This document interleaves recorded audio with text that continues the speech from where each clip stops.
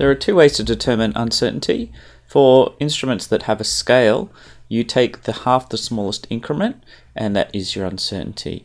The only problem with that is often these instruments such as rulers or burettes, you often have to take the readings twice, and so in that case you'll need to double the uncertainty, so you're basically just taking the smallest increment in that case.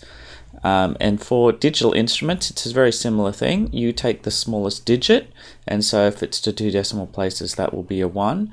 But because you tear the instrument or calibrate the instrument, there is an error in that, and that needs to be doubled. So it's actually double the smallest possible increment, so it would be 0.02 in that instance. So let's just go through some examples. Here we have a measuring cylinder. Now, because the computer will throw some liquid in there and then they'll use a laser to measure it up to that point there, I'm not counting this bottom one as an error, so we're only taking measurements from this point here.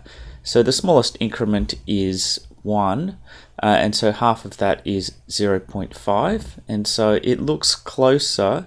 So this is 16, 17, 18.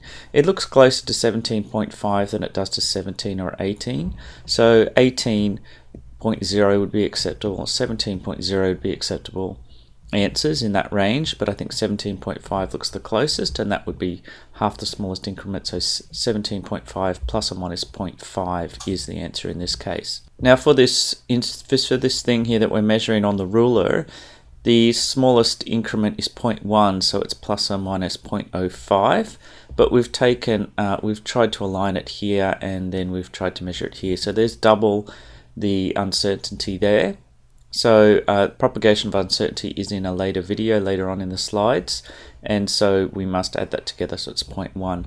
Now you can't have your measurement more accurate than your uncertainty, so in this particular case we just round, and so we round this one up to 1.7 plus or minus 0.1 is the answer here. Now here's a practice question for you, so I'll just give you a few seconds. You can pause the video. Now this one here, half the smallest increment is 0.05, but we've taken measurements from both ends, so we double it, so it has to be this or this, and you can't have it more accurate than your uncertainty, so the answer must be 3. Here we have a scale, so again half the smallest increment here would be a 0.001, and that must be doubled because you teared it, so the uncertainty must be this one here.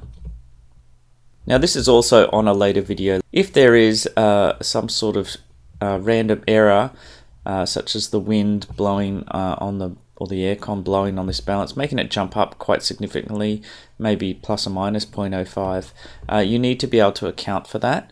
And so what you do is you take the lowest and highest value in the set that you've determined the mean from and divide it by 2, and that's your actual uncertainty.